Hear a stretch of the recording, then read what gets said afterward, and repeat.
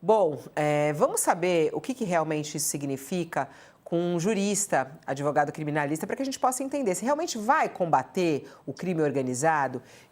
Na verdade, ele é professor, né, de Direito Constitucional e pode nos ajudar a entender se essa lei, essa mudança na legislação vai ajudar a combater o crime organizado como eles estão vendendo.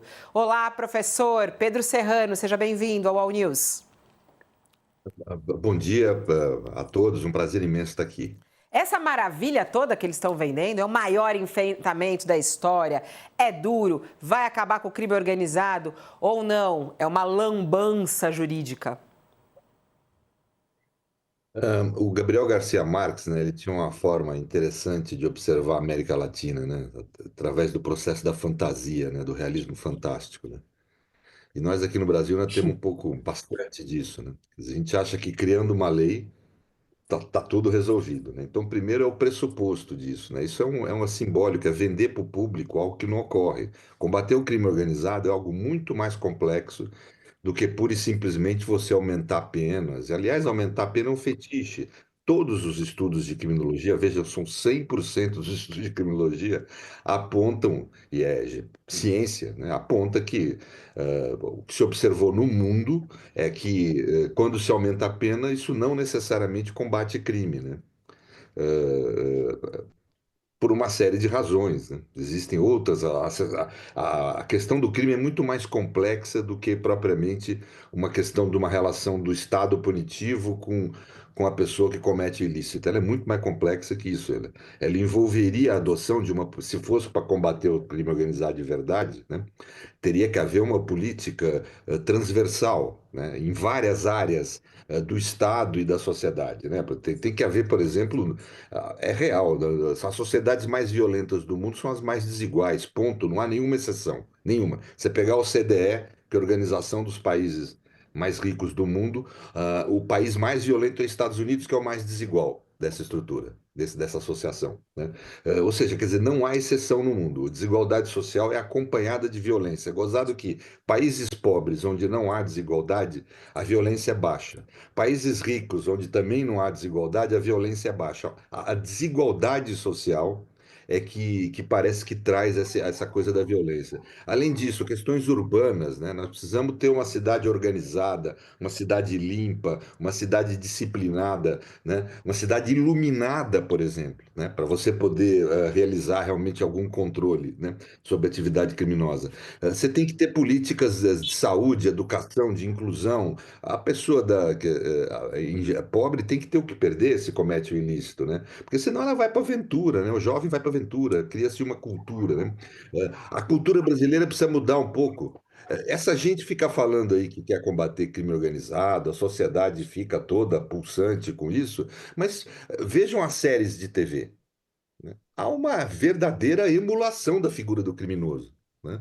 Ahn, eu não posso falar aqui, talvez, mas teve uma importante rede de TV que agora lançou uma série emulando assim, figuras criminosas, né? E as pessoas deliram com aquilo, dão grande público, quer dizer, adoram a figura do criminoso quando ele aparece na TV como aventura, como aquele sujeito que é duro, etc., que mata um monte de gente, mas que chega lá, vira rico e logo depois morre, um certo senso trágico. Quer dizer, precisa mudar a cultura, não dá para admirar criminoso, né, socialmente, né?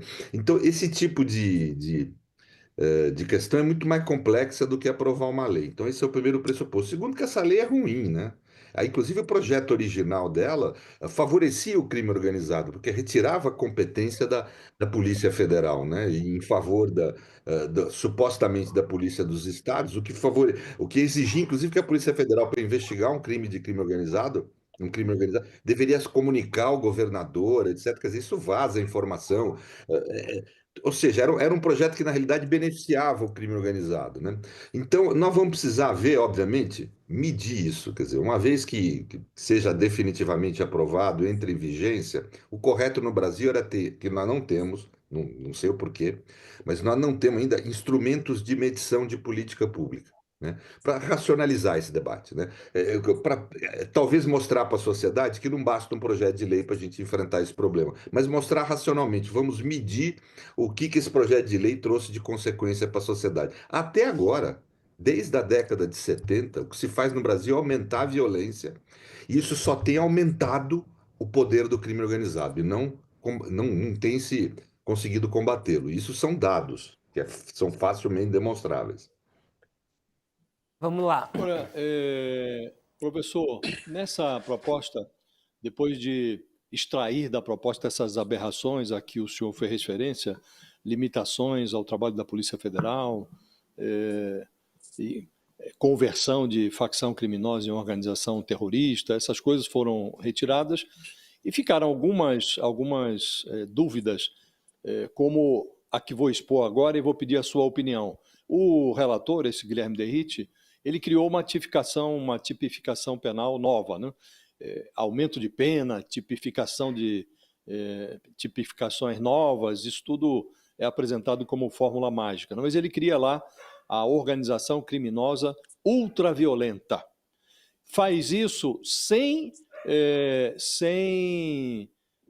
modificar aquela legislação que trata das organizações criminosas, que é uma legislação, se não me engano, de 2013, mantém tudo que está nessa lei antiga, criando essa nova tipificação e, a partir dela, elevando as penas, né, de 20 a 40 anos, podendo chegar até a 65.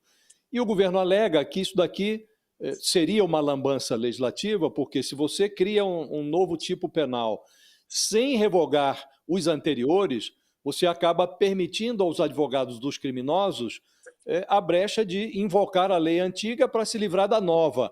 Existe esse risco? Isso, de fato, é uma imperfeição legislativa? Então, existe, e vou te dizer mais, existe uma outra imperfeição que também é uma certa lambança. É você ficar criando esses tipos penais com conceitos indeterminados, né? Primeiro que possibilita ao agente da aplicação da lei uma conduta extremamente autoritária, que é incluir, fazer o contrário também do que o governo está falando, é incluir quase tudo nessa noção de organização criminosa ultraviolenta, né? Quer dizer, fica um tipo penal aberto, né? Isso, além de ter constitucionalidade duvidosa, extremamente duvidosa, porque existe um princípio no direito, né? Tem uma expressão em latim, nullum crime sine previa lege, não há crime sem lei anterior que o preveja, né? Quando você usa conceitos abertos na lei penal, você, na realidade, destrói, né? Faz uma erosão nesse princípio, que é um princípio de civilização, garantidor de um direito mínimo, que é a lógica de que uma conduta minha como cidadão só pode ser considerada crime se tiver uma lei específica que preveja aquela conduta específica como crime. Quando eu crio uma lei anterior, quando a lei anterior tem tipos penais muito abertos, qualquer conduta pode ser enquadrada nela também, né? Então, tanto o advogado pode voltar atrás e querer enquadrar a conduta na lei anterior, como você pode ter incluído nessa categoria condutas que nós não estamos nem imaginando aqui, que não são desejáveis de estarem enquadradas nessa categoria. Portanto, a má técnica utilizada para fazer a lei penal pode causar perversões, né? E segundo, eu insisto nisso, vender para o público que você tem esse tipo de instrumento juridicamente mal feito, autoritário, resolve o problema? Não resolve, né? Não há pena maior, Josias, do que aplicada no Brasil na prática, né? Sem processo, sem defesa, você mata pessoas. E nós matamos muito. Os Estados Unidos perderam 20 mil soldados em 10 anos de guerra do Vietnã. Nós matamos mais de 40 mil pessoas por ano no Brasil. Nessa operação que foi feita no Rio de Janeiro agora, se matou mais gente do que os Estados Unidos matou em pena de morte esse ano, né? Que foi o ano que os Estados Unidos mais matou gente nos últimos 15, né? E nós num dia matamos mais gente, quer dizer, ou seja, quer dizer, na prática no Brasil o que se faz é uma matança e nem isso resolve. O principal líder do Comando Vermelho não foi preso, não foi apreendido, não foi morto, nem preso, nem nada. Quer dizer, não é uma lei também que vai mudar isso. O Estado tem uma dificuldade de lidar com o problema, porque lida com o problema de uma forma muito simplista, muito demagógica, muito voltada para agradar o público e pouco para resolver a questão. Ô, professor, isso que o senhor está falando é muito importante, porque realmente faz a nossa cabeça abrir e não aceitar esse discurso dessa maneira tão simples como eles querem fazer, né? Mas, por exemplo, o Derrite, até quando ele veio aqui, eles batem muito na tecla. Tá, o Brasil prende, mas o Brasil solta muito. Isso é verdade ou não? Quer dizer, o bandido não fica preso? Ele é preso, mas ele não fica preso? Olha, veja, você tem lideranças do crime organizado que estão presas há 40 anos, então, ou 30, sei lá. Isso é relativo, isso. O problema não. O Brasil prende mal. Ele prende muito e prende mal. Quem está preso não é quem mata, não é quem lidera a organização criminosa. Quem está preso é o menino lá do morro que estava portando 2 gramas de cocaína, ou o que furtou, ou o que fez um crime de, vamos dizer, de baixa intensidade, baixa agressividade social. Né? É esse que está preso. A imensa maioria da nossa população carcerária, que é a terceira maior do mundo. Nós temos hoje a terceira maior população carcerária do mundo, né? Esse pessoal, vamos dizer, esse pequeno contraventor, esse sujeito que cometeu um pequeno ilícito é que está preso. E o que acontece com isso? Ele vai servir de exército, ele vai formar um exército do crime organizado, porque esse menino entra na cadeia, ele não tem jeito para ele sobreviver, para garantir a integridade física dele, ele tem que entrar para uma facção, ele tem que entrar para o crime organizado, para alguma organização. Foi esse processo de excessos de aprisionamento que gerou o crescimento do crime organizado, desde a da chamada guerra às drogas, né? Até a década de 80, nós tínhamos um número de homicídios compatível com os do primeiro mundo, tínhamos um número de aprisionados também compatível, vamos dizer, com uma certa média mundial. Né? A partir da chamada guerra às drogas, aumentou o número de aprisionados, e é ali que começou a ampliar brutalmente a violência no Brasil. Hoje, nós até caímos no índice de homicídio nos últimos anos, mas ainda estamos matando mais de 40 mil pessoas por ano. Quer dizer, nesse processo de conflito, né? E quem é preso é a terceira hoje maior população aprisionada do mundo, não é o chefe da organização criminosa, não é o sujeito que lava dinheiro na Faria Lima, não é a estrutura do crime organizado. Quem está preso é como é que eles chamam? Vapor, o menininho que transporta a droga, esse tipo de sujeito que vai acabar, que é preso e que acaba, por conta de ser preso, servindo ao crime organizado. Ele cometeu um crime de baixa intensidade, ele é solto, evidentemente, depois de um tempo, tem que ser, né? E aí, só que ele é solto, já integrado ao crime organizado, e vai cometer violência, vai passar a ser um criminoso violento. Isso se observa nas estatísticas, nos dados, né? Então, o maior problema é isso, não há um debate racional da segurança pública no Brasil com a complexidade que o tema merece. Tudo é simplificado, tudo vira frase de Twitter, tudo vira mecanismo para político ganhar voto. Agora, é óbvio que o político que ganha voto com isso não quer resolver o problema da segurança pública, porque se resolver, acabou a razão dele ter voto. Né? Então fica esse círculo vicioso. Essa lei não muda nada. O que precisa mudar no Brasil é esse círculo vicioso. Nós precisamos enfrentar a questão da segurança com a gravidade que ele tem, com a complexidade que ele tem. Não é com demagogia que nós vamos resolver a questão. Nunca resolvemos assim, não vamos continuar não resolvendo. Vai Eu lá, tenho Romilson. uma dúvida, assim. É bem simples, mas me considerando bem satisfeito com as suas respostas, professor, realmente muito importante. Queria só voltar para o projeto, bem rapidamente. Bom, o senhor já fez um grande resumo, né? Essa lei não muda nada. Mas eu perguntaria se o senhor leu o projeto, da maneira como ele foi aprovado, né, ontem, concretamente, se o senhor fosse elencar alguns dos principais pontos que estão no projeto e o senhor considera que seriam as maiores aberrações ou as maiores contradições do projeto, como ele é proposto, se é que a gente pode chamar isso de proposta. O que o senhor elencaria que hoje está no projeto que é absolutamente inviável? Eu creio que o problema fundamental eu diria que é uma questão. Se você sintetiza de diversas. Eu não vi a versão última final aprovada, mas vi a quase versão final aprovada, né? E exatamente o problema que foi apontado aqui, por exemplo, com o conceito de organização criminosa violenta, ultraviolenta, né? O, o- é o uso de conceitos indeterminados na lei penal. Isso, como constitucionalista, eu não sou um penalista, né? Como constitucionalista, é o que mais me mostra o problema estrutural desse projeto, né? Quer dizer, ele usa, não só nesse exemplo que foi dado aqui, mas em 3 ou 4 passagens, conceitos penais indeterminados, né? Isso gera um problemão no sistema. Porque na prática significa que quem for aplicar a lei penal aplica como quiser para quem quiser. Eu tenho absoluta certeza, pela experiência histórica que o país tem no assunto, que daqui a um tempo vocês vão estar chamando eu ou outra pessoa aqui da área jurídica, que vocês vão estar discutindo a má aplicação dessa lei, a aplicação desses conceitos penais para situações que não tem nada a ver para qual as pessoas imaginam que esse tipo de pena está destinado, né? É, é, Primeiro que eu acho que vai continuar sendo, falando aqui francamente, sem querer ideologizar, mas assim, é que é a realidade do país. Ele vai ser um instrumento para poder se operar contra a juventude negra que habita as periferias. Ponto. Vai ser mais um instrumento. Mas, além disso, eu acho que a gente vai ter situações onde esse conceito vai ser aplicado em circunstâncias absolutamente inusitadas. A lei de organização criminosa que antecedeu essa lei foi aplicada, por exemplo, para partido político, para empresa. Quando se criou, não se tinha essa noção, não se achava que ia ser aplicado para isso, né?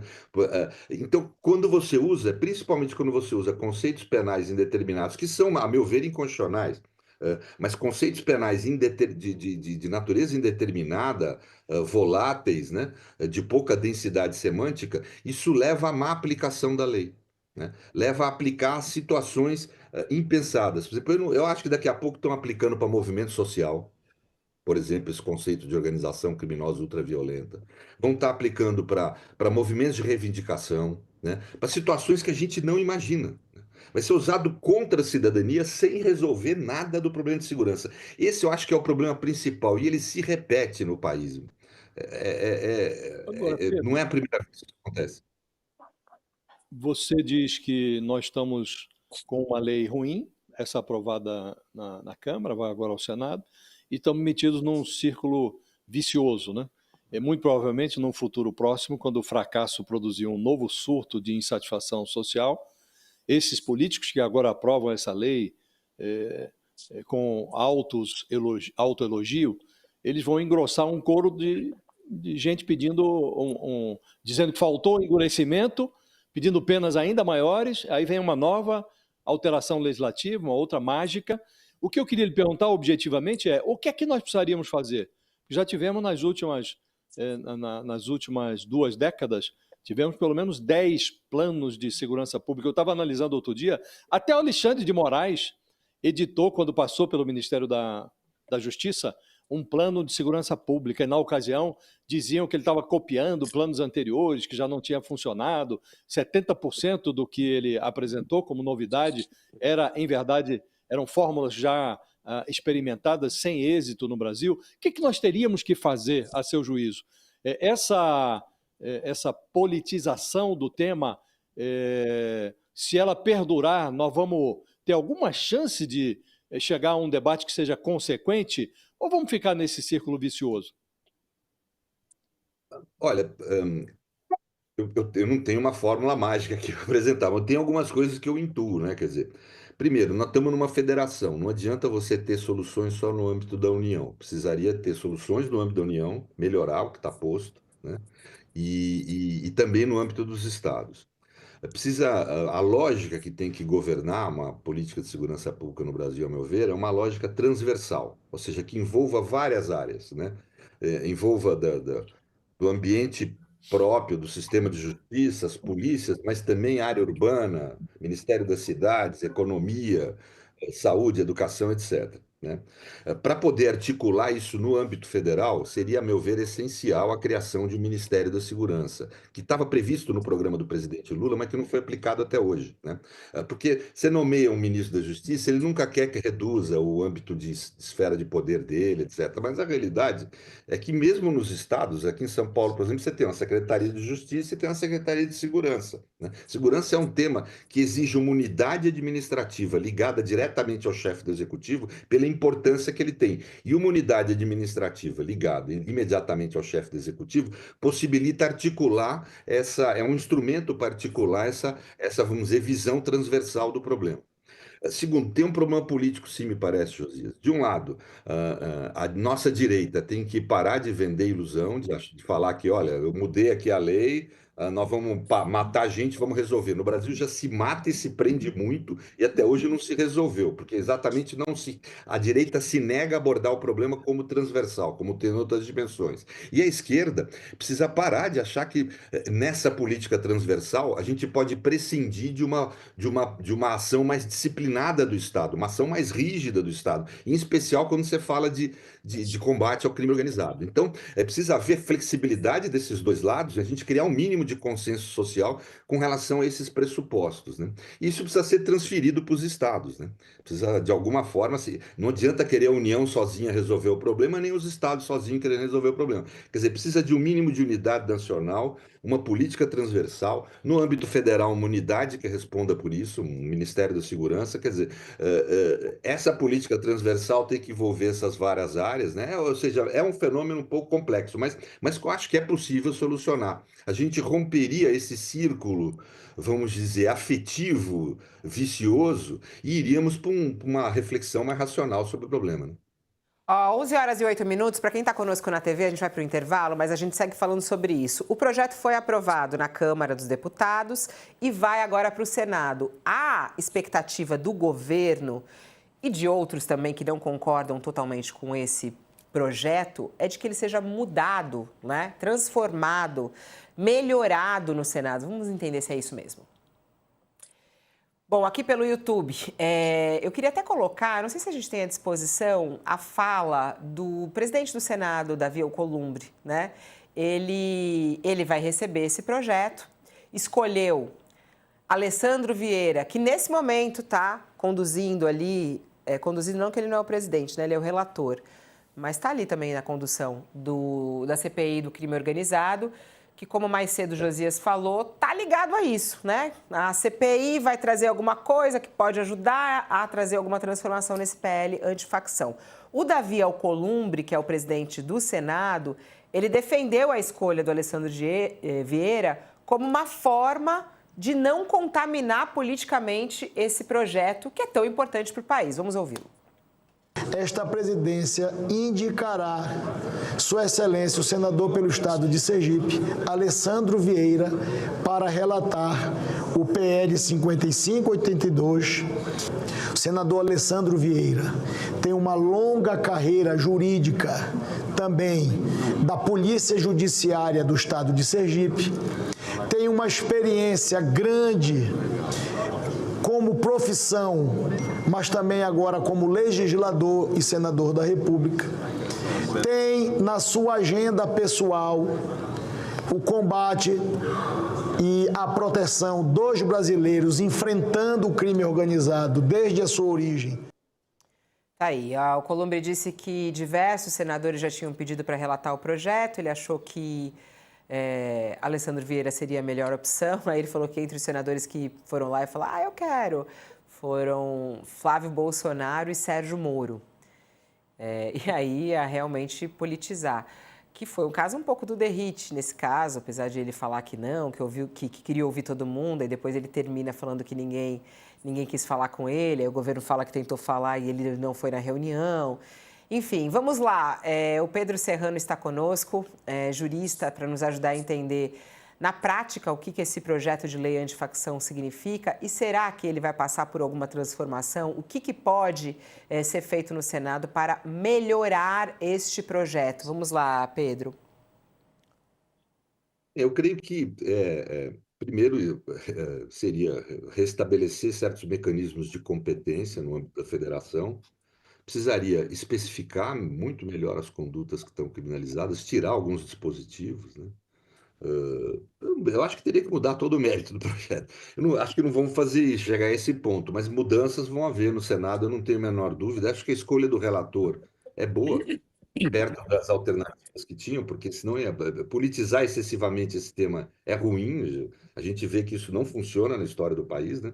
Então, modificações vão haver e eu creio que eu estou esperançoso. Eu acho que vão ser modificações para melhor, né? O projeto vai ser melhor acabado no Senado. Agora, insisto nisso, quem está nos assistindo não tem ilusão que aprovar um projeto de lei vai resolver o problema, aprovou o projeto de lei, o presidente sancionou hoje, a gente acordou na Suécia, não estamos mais no Brasil. Não existe isso.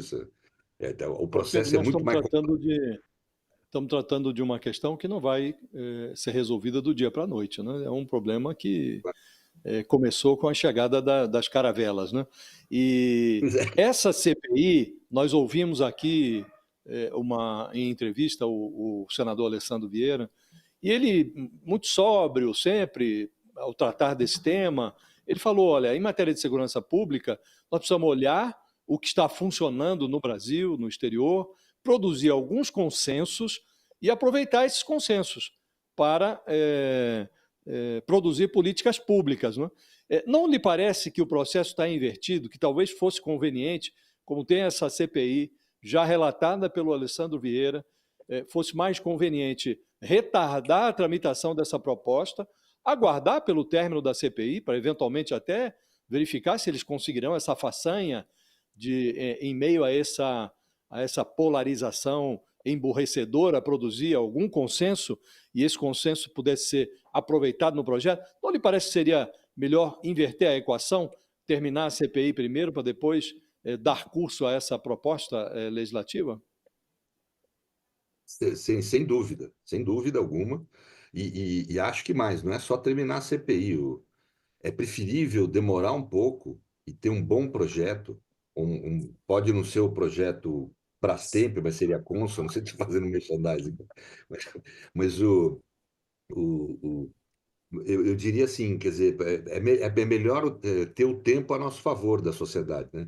Como você falou, nós temos esse problema desde as caravelas, não é alguns meses a mais que vai mudar nada nisso. Até porque a lei hoje em dia permite a punição, né?